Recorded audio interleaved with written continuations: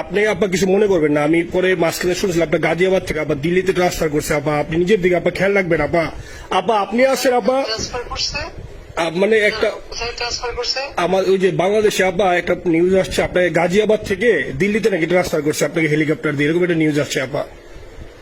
Helicopter দিয়ে? জি, এটা news আসছে যায় যায় দিনে আপু, পরশু দিন আপা যায় যায় দিনে আপনার হচ্ছে ওদের অনলাইন ভার্সনে এটা ভিডিও দেখাইছে আপনাকে নাকি ওই যে হচ্ছে গাজিয়াবাদ থেকে দিল্লিতে নাকি ট্রান্সফার করছে আপা।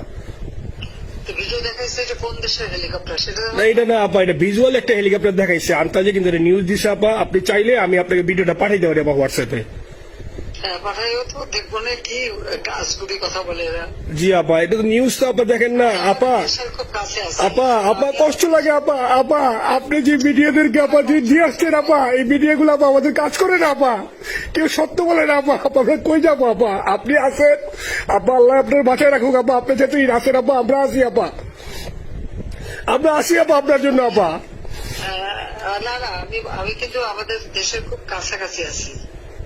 জি আপা, খুব শুনে শান্তি লাগলো আপা। আমি অত দূরে নাই, আমি খুব কাছাকাছি আছি।